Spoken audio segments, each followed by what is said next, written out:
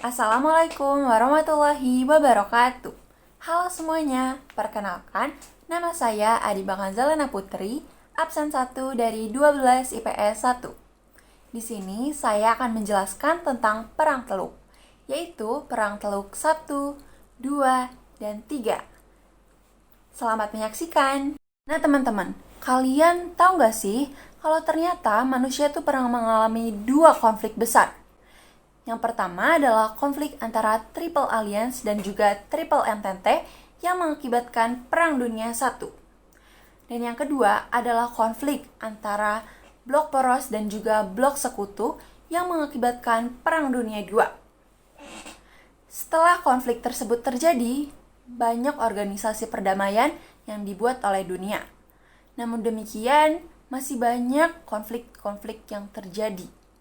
Salah satunya adalah konflik di Timur Tengah, yaitu konflik Teluk 1, 2, dan 3 yang akan Adiba bahas di video ini.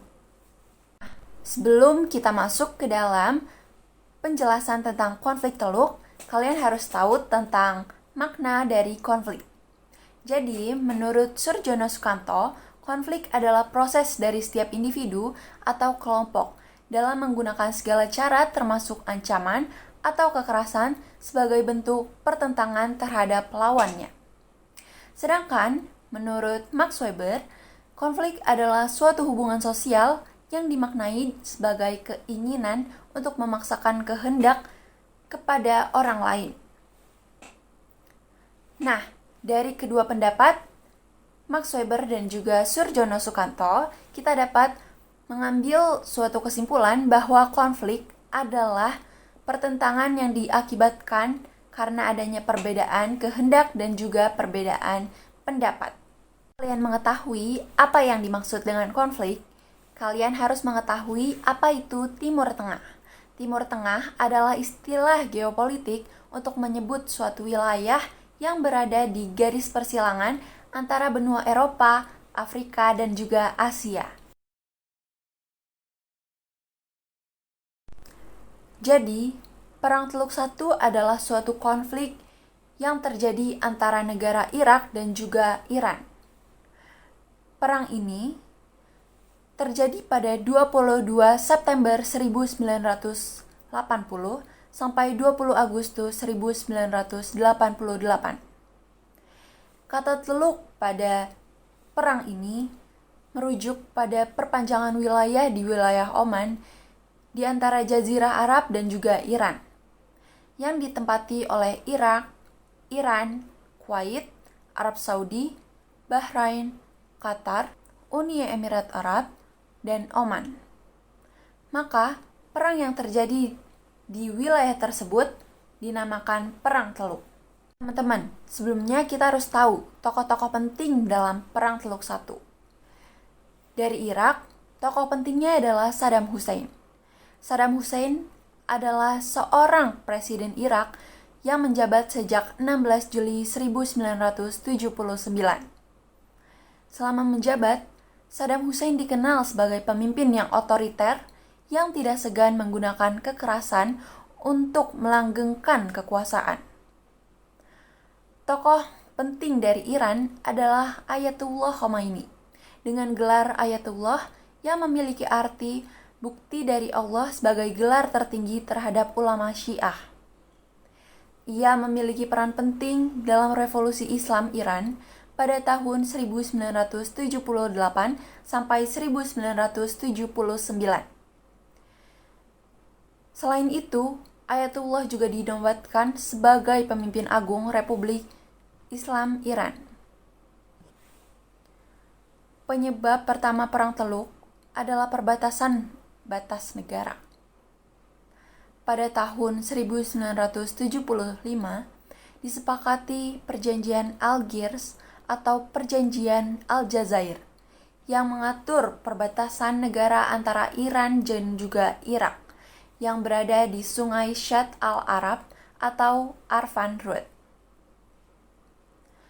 Dalam perkembangannya, Irak kurang puas terhadap batas wilayah yang dibagi di wilayah tersebut. Oleh karena itu, pada 22 September 1980, Irak membatalkan perjanjian Algiers atau perjanjian Aljazair dan memulai serangan ke Iran. Selain itu, adanya penyebab kedua Perang Teluk I karena adanya perbedaan aliran kepercayaan agama Islam antara rakyat Irak dan juga rakyat Iran. Rakyat Irak memiliki aliran agama yaitu Sunni, sedangkan rakyat Iran memiliki aliran agama Syiah. Perbedaan aliran kepercayaan tersebut meruncing ketika Revolusi Islam di Iran pada tahun 1978 sampai 1979 yang dimotori oleh Ayatullah Khomeini. Kemudian, Irak ingin menjatuhkan rezim Ayatullah Khomeini untuk mencegah kemungkinan meluasnya gerakan revolusi Islam Irak. Pada 23 September 1980, Irak mengirim beberapa divisi ke Iran. Yang pertama, 6 divisi Angkatan Darat Irak dikirim ke Iran, 4 divisi ditugaskan menguasai Khuzestan dan Syat al-Arab, 1 divisi ditugaskan menguasai Kashr es-Shirin, dan 1 divisi ditugaskan menguasai Mehran. Dan pada akhirnya, pada 10 November 1980, Irak menguasai Khorramshahr. Walaupun Irak memiliki tujuan untuk memecahkan rakyat Iran, namun hal tersebut malah sebaliknya. Rakyat Iran justru bersatu dan melawan invasi Irak, yang menyebabkan pada Maret 1982 Iran melancarkan operasi kemenangan tak dapat disangkal atau Operation Undeniable Victory. Pada Mei 1982, Iran berhasil merebut kembali wilayah Khorramshahr. Pada Juni 1982, Iran mendapatkan kembali seluruh wilayahnya. Dan pada Juli 1982, Iran menyerang di dekat Basra, Irak, dengan nama sebutan Operation Ramadan.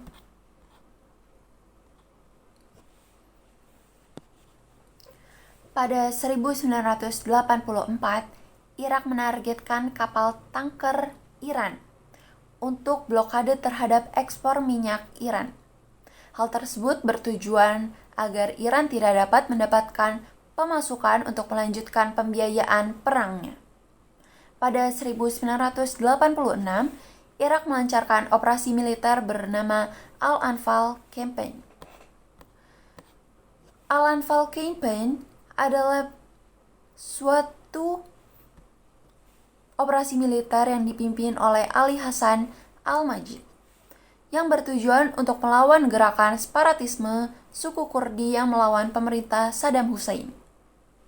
Militer Irak menggunakan bahan kimia berbahaya atau gas sarin yang mengakibatkan 50.000 hingga 1.820.000 rakyat sipil meninggal dunia. Fase akhir Perang Teluk I. Perang Teluk I berpengaruh terhadap stok dan harga minyak mentah di dunia.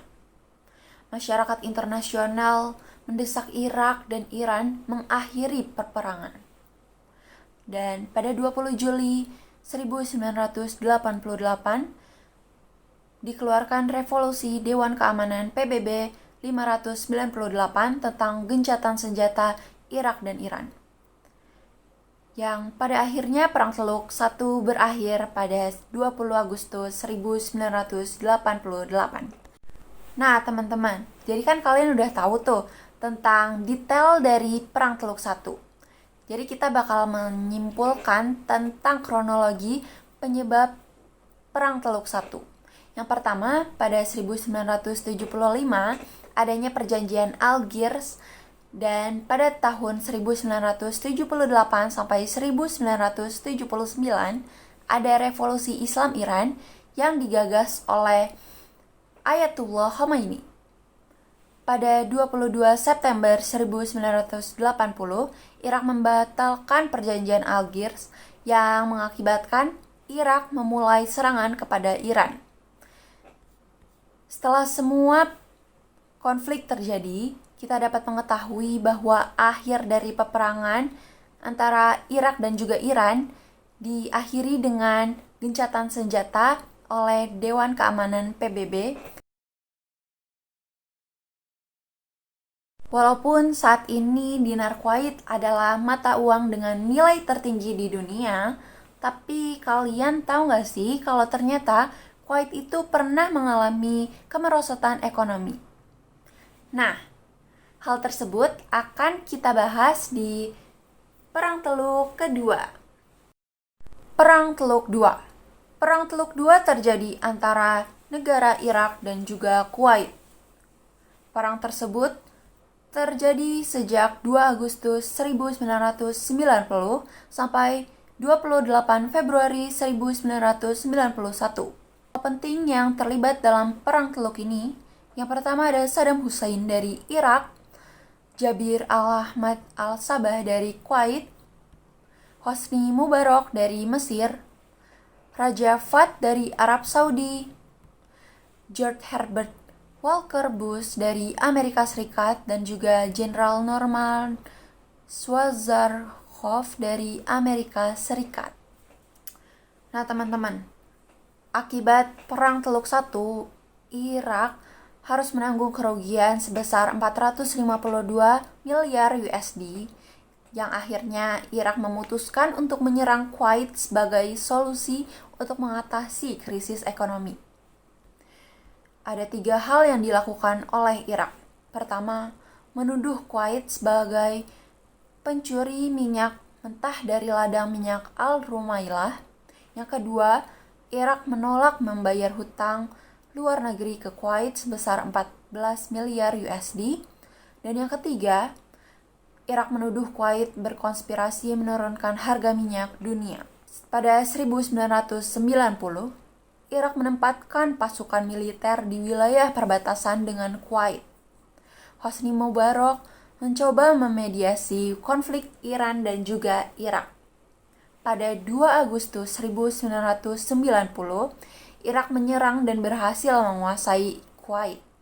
Saddam Hussein menjadikan Kuwait sebagai provinsi ke-19 Irak dan mengangkat Ali Hasan Al-Majid yang merupakan saudara dari Saddam Hussein sebagai gubernur Kuwait. Hal tersebut terjadi karena adanya tekanan dunia internasional terhadap Irak. Pada 2 Agustus 1990, Irak menyerang dan berhasil menguasai Kuwait, yang akhirnya dikeluarkan resolusi 660 Dewan Keamanan PBB. Hal tersebut menyebabkan kecaman dan tuntutan terhadap Irak untuk menarik diri dari Kuwait. Pada 9 Agustus 1990, DKPBB menyatakan tidak berlakunya aneksasi Irak atas Kuwait dan meluncurkan pasukan gabungan melawan Irak. Pada 29 November 1990, dikeluarkan resolusi 678 Dewan Keamanan PBB. Yang pertama berisi batas waktu bagi Irak untuk menarik diri dari Kuwait, yaitu terakhir pada 15 Januari 1991. Dan isi yang kedua yaitu perintah bagi pasukan gabungan agar menggunakan semua cara yang diperlukan untuk memaksa Irak keluar dari Kuwait setelah melewati batas waktu yang ditentukan. Pada 17 Januari 1991, adanya Operation Desert Storm atau Operasi Badai Gurun. Operasi tersebut bertujuan untuk mengusir Irak dari Kuwait, yaitu berupa serangan udara bertujuan untuk menghancurkan industri vital Irak serta fasilitas ekonomi dan militer yang menghubungkan antara Irak dan juga Kuwait. Walaupun Irak sudah diserang oleh Operasi Badai Gurun, Namun, Irak sempat melakukan serangan balik pada 29 Januari 1991 dan sempat menguasai wilayah tersebut selama 2 hari. Dengan tank-tank Irak berhasil memasuki kotak Hafji di Arab Saudi. Pada 24 Februari 1991, adanya Operation Desert Sabre atau Operasi Perang Gurun untuk mengusir Irak dari Kuwait, berupa serangan darat untuk menghancurkan basis pertahanan militer Irak. Dan akhirnya Irak menyerah. Pada 28 Februari 1991, Presiden George Bush menyatakan gencatan senjata untuk mengakhiri Perang Teluk II. Irak bersedia meninggalkan Kuwait. Saddam Hussein sempat memerintahkan untuk operasi bumi hangus sebelum Irak meninggalkan Kuwait, yang mengakibatkan lebih dari 700 kilang minyak Kuwait dibakar oleh tentara Irak.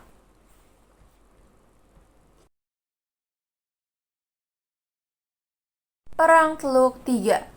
Perang Teluk III adalah perang yang terjadi antara negara Irak dan juga Amerika Serikat. Perang ini terjadi pada 19 Maret 2003 sampai 15 Maret 2011.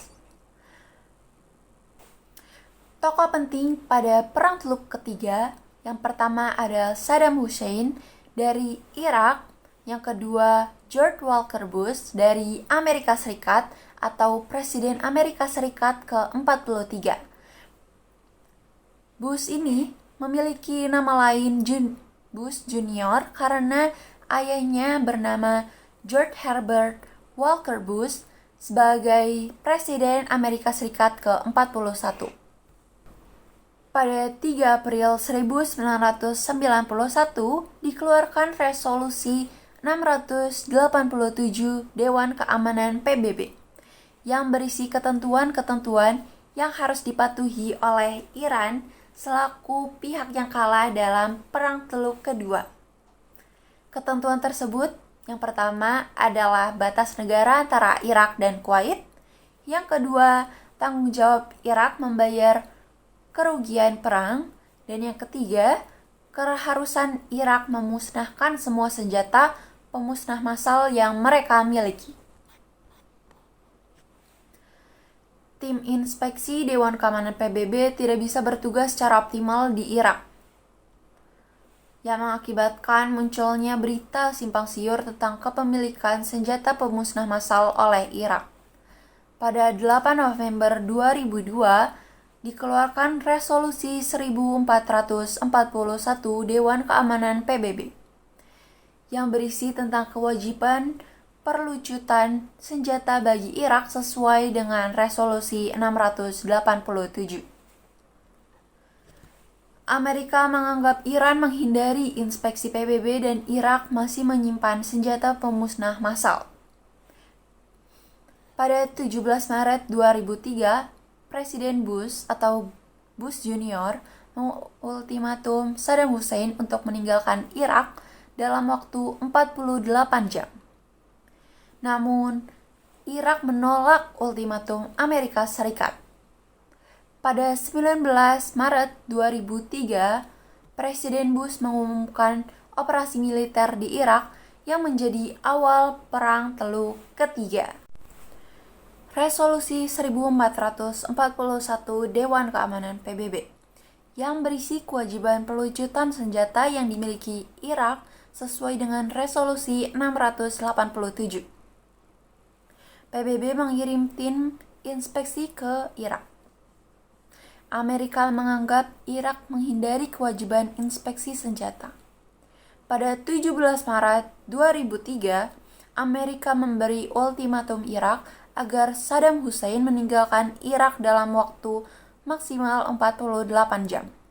Pada 19 Maret 2003, Amerika mengumumkan operasi militer di Irak dengan sandi Operation Iraqi Freedom atau Operasi Pembebasan Irak. Pasukan koalisi berjumlah 177,194 tentara, yaitu yang berasal dari Amerika 130.000, Inggris 45.000, dan Australia 2.000. Pada 23 Maret 2003 dimulai serangan terhadap Irak oleh 177,194.000 tentara. Pasukan koalisi Amerika berhasil menekan pasukan Irak, yang pada akhirnya pada 9 April 2003, Baghdad atau kota di Irak dikuasai oleh pasukan koalisi Amerika. Pemerintah Irak berhasil dikuasai pasukan koalisi Amerika, dan pada 1 Mei 2003, Presiden George Walker Bush mengumumkan berakhirnya operasi pembebasan Irak. Nah, berakhirnya Perang Teluk III karena teknologi persenjataan sebagai faktor utama kekalahan pasukan Irak dari pasukan koalisi Amerika. Pasukan Irak itu mengandalkan persenjataan tua peninggalan Uni Soviet. Sementara koalisi Amerika memiliki persenjataan yang canggih. Amerika menunjuk Paul Bremer sebagai Ketua Otoritas Koalisi Sementara.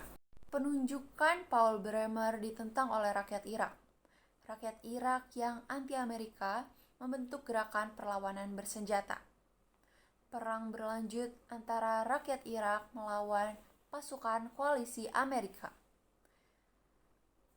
Pada 15 Desember 2011, Amerika menyatakan berakhirnya operasi militer di Irak sekaligus mengakhiri Perang Teluk III.